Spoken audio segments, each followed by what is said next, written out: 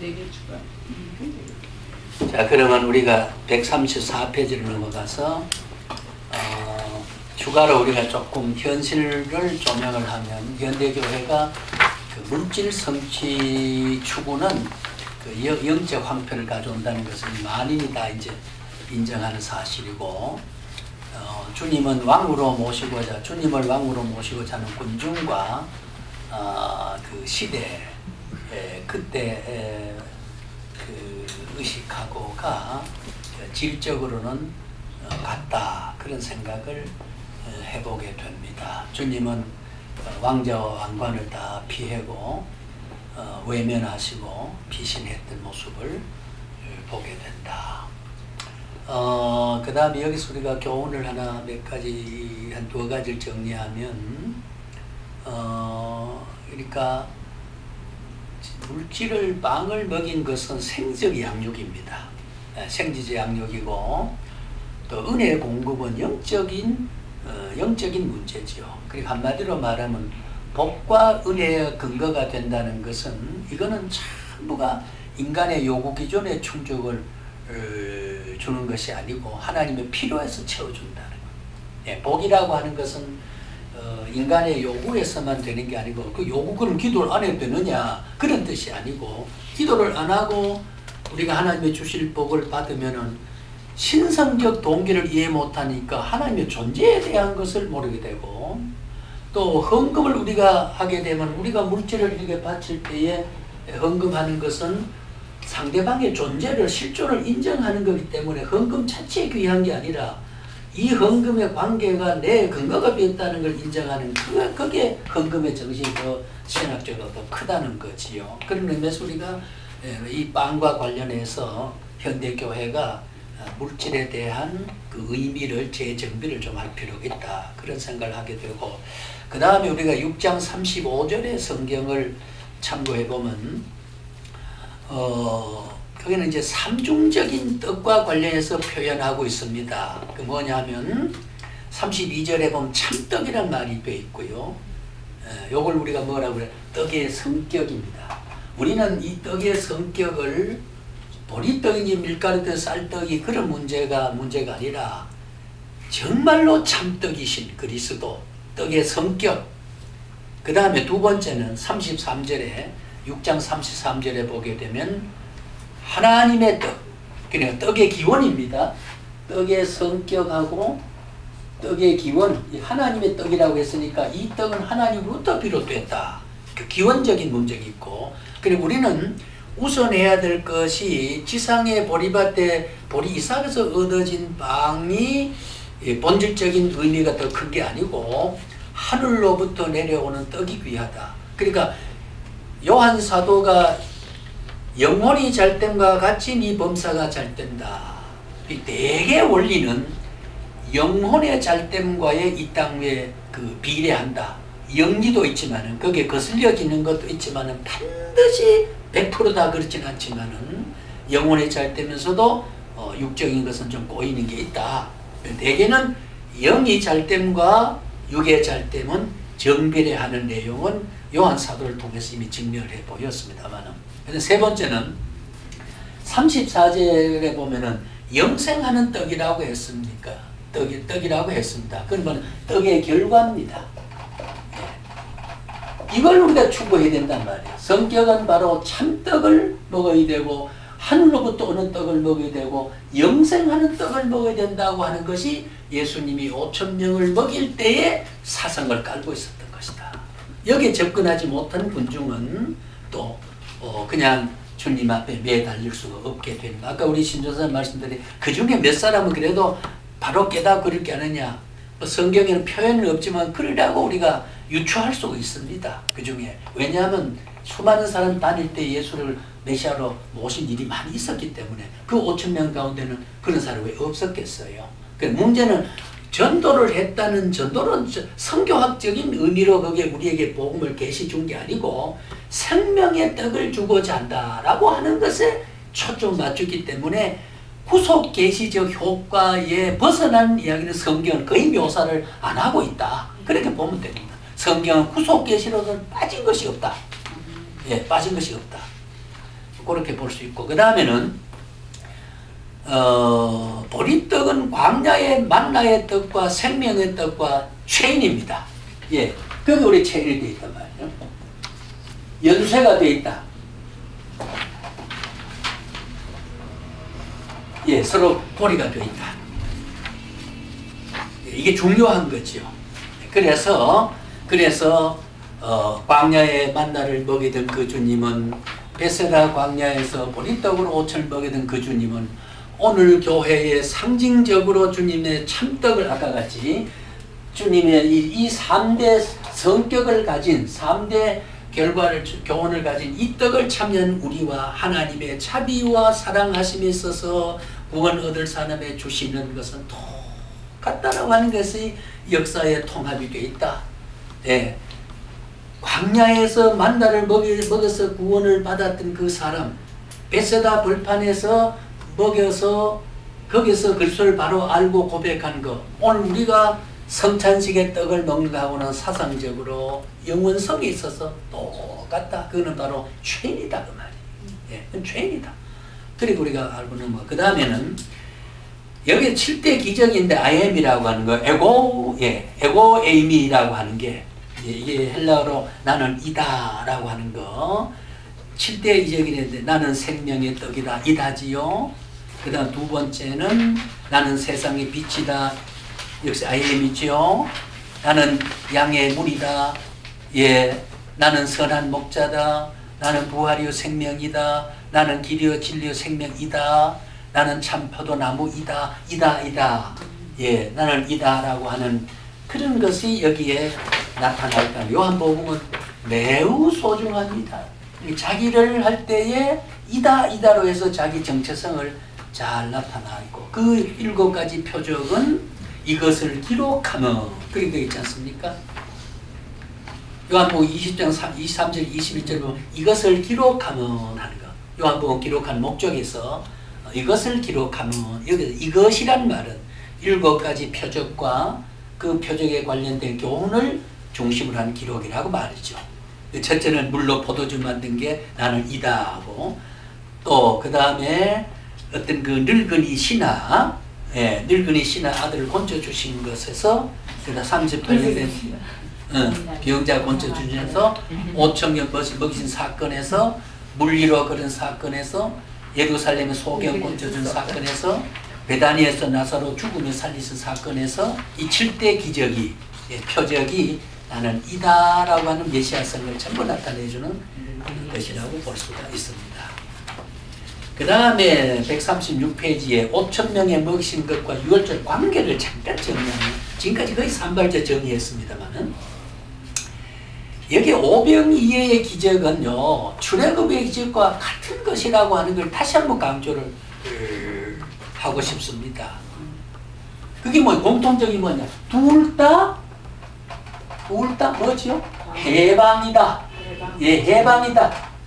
이 해방은 그래서 우리는 진리를 알지니 진리가 너희를 자유케 하리란 말은, 우리가 그 로마서 8장이도 여기서 8장 있는데, 이 해방이라는 말은 이거 굉장히 중요한 게 아닙니까? 자, 가난해도 실망하지 않으니까 불안해서 해방하지요. 죽어서 나는 멸망받지 않으니까 죽음의 내세에 대한 해방감이 있지요. 내가 잃어도 찾을 수 있다, 하나님의 편에 선다는 그런 해방이 본질적으로 다 까져 있는데, 이 해방이라는 단어의 광의적인 이 해방은 매우 함축성이 강한 말이거든요. 그러니까 바로왕 학정 밑에서 살던 사람이 광야로 해방시켜 나왔지 않습니까? 그 다음에는 오병이어를 먹어서 가난에서부터 배고파서 자유를 일단 해방된 거지요. 근본적인 정신은 그렇다 그 말이죠. 그래서 해방이라고 하는 것과 광야의 출애굽 사건과 오병이어 사건은 공통적으로 묶여진다. 이것이 바로 우리에게 주신 해방이다. 그럼 오늘 죽어도 구원 얻으니까요. 예, 오늘 죽어도 구원. 그러니까 한마디로 유월절은 출애굽기 기적을 기념하는 구속 사건에서 아까 예수님이 3번 참석했다고 그랬습니다만은, 바로 유월절 어린 양에 대해서 문설주에 바른 그 피는 그리스도 십자가에 흘려서 우리의 수많은 택함 받은 사람에게. 예, 그러니까 우리가 이치적으로 보게 되면은 애굽 민족을 뛰어넘고, 아니, 이스라엘 민족을 뛰어넘고 애굽 먼저 치고 이스라엘 민족 뛰어넘고 하는 것은 유기와 선택, 유기와 선택이라고. 이 역사는 그렇습니다.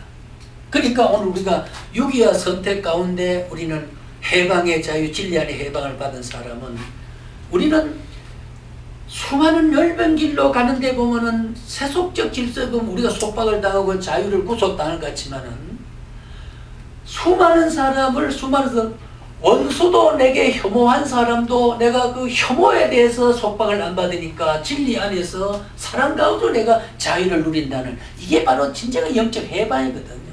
근본적으로는 인간의 정신적 해방을 주님은 그렇게 주고자 했다. 예, 주고자 했다. 그럼 적어도 출애굽 사건에서 해방과 광야의 이 해방과 우리의 해방은 사상적으로 그리스도는 죄악의 사슬을 끌어주는 이 땅에 오신 목적의 핵심이 바로 거기 있었다.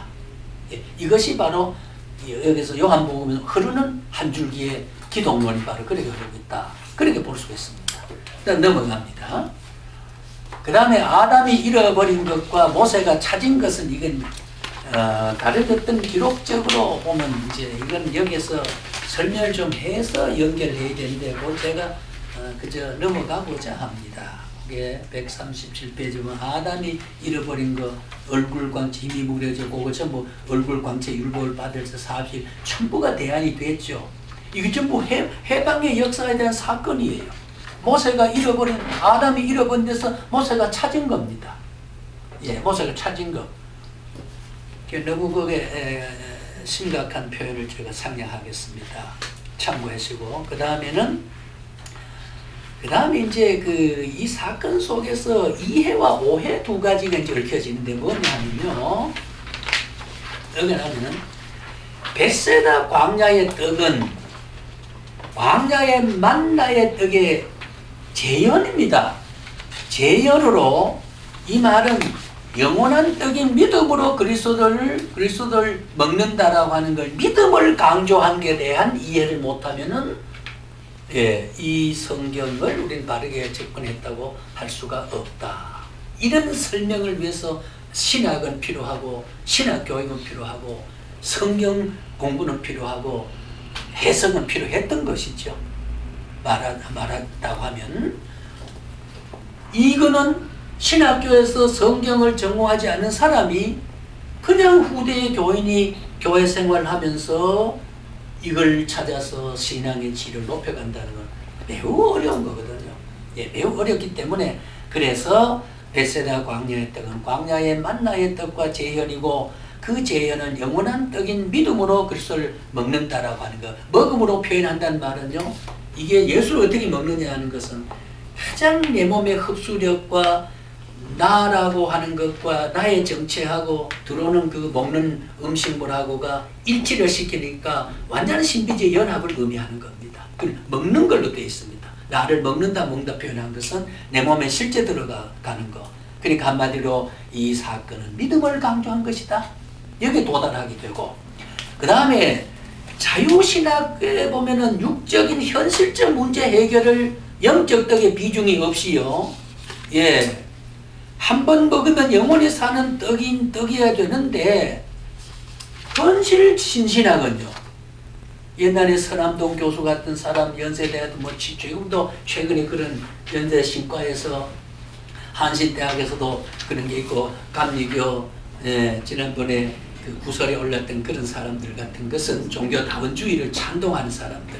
이 참 현실 구원을 자꾸 제자들과 똑같은 사도 대열에 있으면서 현실 구원을 주장하는 게 한국 우리 기독교계에서 예수라는 이름을 오르내리는 학자들, 목자들 가운데는 현실 구원을 주장하는 사람이 있습니다.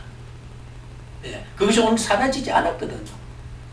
NCC 같은 거는 아직도 지금 지금 WCC 같은 것도 공산주의에 지금 아프리카 그런 대중들 해방시켜줘야 된다는 그런 사상을 가지고 아직도 아프리카 저런 미개발 국가에는 WCC에 대한 호응이 높고, 이미 개발이 완성된 나라에는 덤덤하게 생각하는 이유도 바로 거기 있다는 것입니다. 현실 구원은.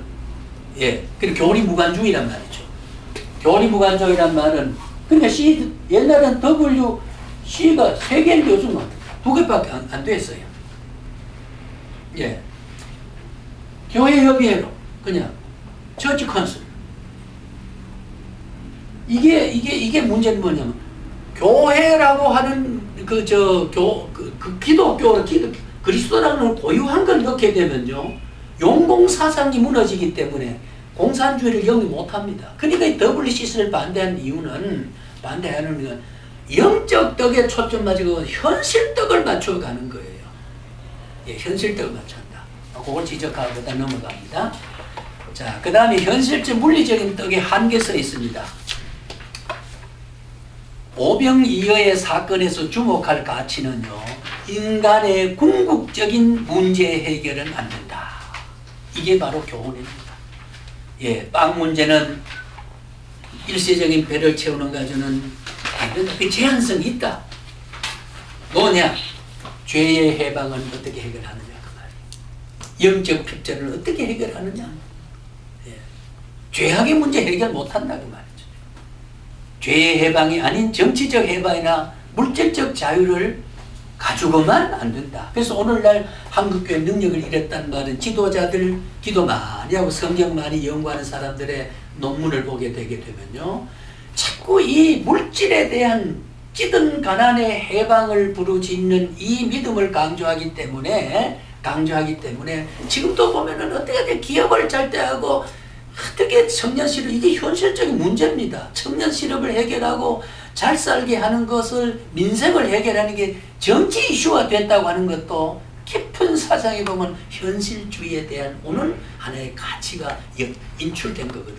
그 잘못됐단 말은 아니에요. 당신 내버려둬도 배고프면 안 되잖아요. 빵을 먹어야 되니까. 그렇기는 하지만은 근본적으로 우리 한국이 질서가 됐던 것은 영적 추구했을 때에 우리의 영적인 평안과 정신적인 윤리에 대한 평화는요, 물질을 추구하고도 각박해지고 말이죠. 이렇게 사진죄가 많고 이렇게 강도가 많고, 어제도 화면 보니까 여자들이 남의 가게 가서 썩음죄가 집어넣고 도망가고 그 지키는 건 쫙쫙 쫙 보이는 거 봤어요. 이게 이런 물질의 노예가 되니까 진정한 자유가 지금 없게 된다는 것에서 교회가 거기에 지금 구도를 맞추고 있어요. 예, 영역이 지배를 한 게 아니고 속력이 지배를 하고 있다. 그래서 광야의 만나의 떡과 보리떡은 인자의 살을 상징하는 것에 초점이 되어야 되고, 육적인 데서 영적인 것으로 이동되지 아니하면은 이 성경을 우리에게 주신 이 사건, 이 표적을 우리에게 주신 주님의 생각에 접근해서 하는 것이 못된다. 이런 문제에서 우리는 이를 말하는 저를 포함해서 우리 한국교회는 다소의 반성할 점을 우리가 반성을 하면서 영혼이 잘됨과 같이 범사가 잘되는 가치 질서를 바로 찾아야 되는 걸로, 영이 잘 돼서 복을 받는다, 복을 받는 걸 보니까 너는 신앙생활을 잘한 것 같다, 이렇게 역추적을 하게 논리가 그래 해서는 안 된다는 거죠. 그래서 우리가 성찬대떡과 포도주의 지성적, 뭡니까, 우리의 인간적인 그런 지상적인 재료로 삼았지만은 그 생명을 가능케 한 재료로 사용해서 생명을 주는 극적인 표류로 우리는 먹고 마시는 것으로 그리스도를 마셔야 된다. 그것으로 오늘 현재 우리 성찬 사상도 광야에서 베세다 광야로 오늘 우리가 교회에서 떡을 먹는 이 사건 문제를 그렇게 우리가 이해를 할 필요가 있겠다.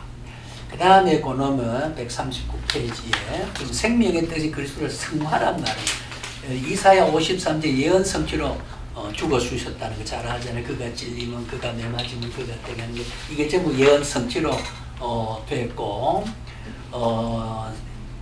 그리스도는 바로 양을 잡아서 문설주에 발린 피는 새로운 언약의 피로 그리스도가 피를 흘려서 십자가에 흘린 피로서 이 그리스도의 떡이 마침은 생명떡으로 승화될 수 있는 것까지를 요한복음은 그렇게 지향을 했다. 그래서 이 요한 사도는 예수님을 지극히 딸기도 했고 또 마리아를 요한에게 부탁을 하게 된 예수님의 의지도 참 터키에 가게 되면은 마리아 생존 시에 마지막 보냈던 그게 기념관이 있습니다만은 그 이유가 있더라고요.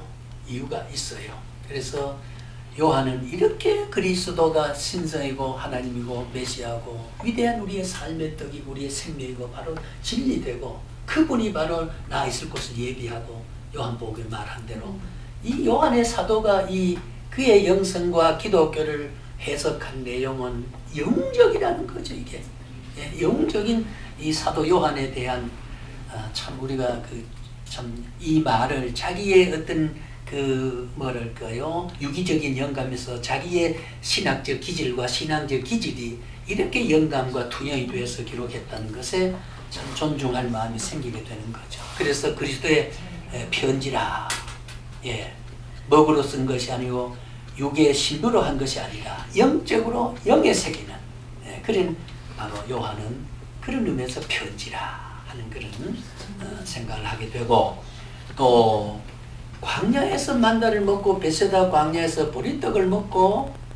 성찬식 때 떡을 먹는 것은 뭡니까? 결국은 영생을 구원을 얻는 것과 똑같다는 겁니다. 그런 의미에서 광야의 떡을 먹이고 베세다 벌판의 떡을 먹이는 시간적 간거로 수천 년이 흘러갔고 그 베세다 광야의 2000년의 그 광야를 오늘 신약교회는 주님 오늘날까지 이걸 전하는 것이라. 그런 것은 지속적으로 한번 구원 얻은 것은 영원한 구원이 돼. 그 구원 얻은 효과는 역사가 지속되는 날 내 생애가 지속되는 걸 반복적 가치를 유지해 가는 것이다. 그러면서 내가 올 때까지 이 말씀을 전하는 것이다 라고 하는 것으로 광야에 만나는 내가 지금 먹고 있고 베세다 벌판의 보리떡은 내가 지금 먹고 있고 교회에서 성찬지의 떡을 받아 먹는 것 그 위대한 하나님의 자비가 내게 지금 연결되고 있다. 그 연결되고 있다. 내가 군중 속의 하나가 아니고 한 사람 한 사람 내 하나님과 나와 개인관계 속에서 개인관계가 100이 모였으면 100명이 된 것뿐이지 100명 속에 어쩌다가 내가 99명 속에 한 명이 껴서 100명 된 건 아니란 그 말이죠. 빵과 관련해서 그래서 우리가 영적인 삶으로 승화된 것이 오병이의 위대한 기적의 사건을 정리해야 된다. 그리고 이제 그 다음에 140페이지에 오병이의 기적은 제2출애굽 사건이다. 산발적 이야기를 했기 때문에 그것도 참고로만 다만 제2출애굽으로 보는 것은 바로 뭘까요? 그렇게만 기억하게 되면 이것은 바로 현실적 구원에 머무는 신학적인 위험이 있습니다. 그래서 우리가 사회구원 전이신학 오늘 이 종교다원주의 구원 얻는 길은 여러 가지 있다라고 이렇게 말하는 것도 천하인간의 다른 이름을 구원 얻으면 이름을 줄 사람이 이름 자체를 준 일이 없다고 하는 이 유일한 중보론에 있어서의 가치가 지금 무너져 있고 빵 문제, 현실 빵 문제와 이것이 지속되는 연장선상에서 구원의 문제를 보려고 하는 것은 너무 문제가 있다. 출애굽 해방은 영적 해방을 상징하는 것이지 그 자체가 목적이 아니었다는 거지요. 바로 해방된 것은 영적 해방이고 악마의 세력에서 해방을 준다는 것으로 승화되지 아니하면 그는 현실 구원에 머무는 것이 된다. 그 다음 오병이어의 배불리 먹이심은 하나님의 부요에 참여하게 된다는 것이 된다. 그 풍족하신 부요에 먹어도 남음이 있다는 것. 만약 후대가 말이지요. 남은 광주리 12광주리가 아니었다고 하면은 이단설이라든가 이설의 학자들은 그 중에 몇 사람 먹고 몇 사람은 배고픈 사람이 그게 서운해서 돌아갔을 것이다 라고 하는 해석이 나올 가능성이 있는 거지요. 근데 예수님은 이미 그걸 인간에 다 아시고 12광주리를 남도록 거두어 주시게 했다는 것은 매우 그리스도가 이후에까지 변증론적 자료를 주신 것이라고 생각합니다. 결론을 냅니다. 군중의 떠남과 베드로의 고백과 배반에 대한 예고를 했습니다. 군중은 다 떠나버렸다고 했어요. 군중은 다 떠나버렸습니다. 왜 떠났을까요? 현실을 구했던 시대는 다 주님은 격리했습니다. 주님이 떠나버렸어요. 현실을 주님은 떠나버렸어요. 예. 그러니까 왕관도 왕자의 자리도 다 버리고 떠나갔고, 참 전에도 이야기했지만은 전 시간에도 그 부활하면은 베드로 총독 앞에 가서, 야, 너는 내가 흠이 없다고 손까지 씻은 사람이 나를 무참히 그래 내주고 죽게 했지 않았냐. 내가 의젓하게 살았다 가지고 그 앞에 호통도 한번 치고 의시되고 예루살렘 비어서 영원한 몸을 휘젓고 다닐만 한데 3년지 뭐 그러면 그렇지 않고 예수님은 제자들에게 13번, 12번은 지상에서 나타났지요. 13번째는 다마스커스 도상에 하늘에 올라갔던 그리스도가 너가 핍박하는 자 예수다 그러면서 요한계시록을 사도 요한을 부를 때에 주신 거죠. 그래서 보면은 전부 우리가 계시록에 있는 거하고 현실 상징성 예수와 그 신분을 골고루 다 만나고 가셨다는 거죠. 그 속에는 내 신분이 거기에 대표되는 신분이 있습니다. 예수님 부활나셔서 너도 이렇게 산다. 첫 열매로서 너희 그 다음에 익을 열매는 나와 똑같이 익는다라고 알려주기 위해서 절대로 예루살렘 시가지에 나타났거나 고르고의 제사장들 앞에 나타나서 너희 나를 이렇게 괴롭혔지만 난 살아났다. 그런 변증 한번 안 하시고 세상에 아무 없고, 그 다음에 감람산에 성전하실 때도 야 갈릴리 사람들 나 봐라 이렇게 의젓하게 올라가졌냐 그렇게 말하지 않고 쳐다보고 애연해서 그 속절없이 로마 속국에서 육적인 자기 조국이 아직도 해방되지 독립을 못하고 베스다 벌판에 보리떡 하나도 감리롭게 먹던 그 배고픔이 아직도 남은 채, 그리고 자기 어머니 육적 어머니 이런 사람들 그대로 동생들 집안 식구들 다 버려둔 채 훌리 떠나가면서 내가 너희 본대로 왜 그래 험하게 보내냐, 너희 본대로 너가 다시 온다. 여기 해석이 있습니다만은요, 그건 다음에 내가 본대로 구름 타고 내가 다시 온단 말이 이 영적 의미가 뭐냐는 거죠. 근데 오늘 자꾸 그대로 구름 타고 온다라고 하는 걸로만 설명하기 때문에 현상적인 사상을 놓치기 때문에 재림에 대한 것을 자꾸 현상적으로 바라보려고 하는 거. 이 해석 때문에 재림에 대한 현상을 잘못 오인되고 많이 있다는 거죠. 근데 다음 그걸 제가 이야기를 읽어야 할 겁니다. 자, 오늘 이래서 요한복음 6장은 비교적 사상이 많이 깊이 있고, 사건 요한복음은 여기에 나타나는 기적이 2개고 전편에 7가지 기적이 나타나는 가운데서 2개가 중심이 돼서 여기 했고, 그래서 다음 시간에 원래 오늘 욕심은 그 다음에 좀 기독론이라는 게 있지 않습니까? 요한복음 기독론의 인자 사상을 중심으로 6장 53절을 중심으로 해서 이 참 중요합니다. 인자란 말이 우리가 대표적인 한 50이란 말을 쓰고, 어떤 사람은 예수님이 인자라고 한 거 여기밖에 없다 이렇게 하는데 그렇지 않습니다. 성경에 여러 수십 군데 있고 구약에도 인자란 말이 있습니다. 그래서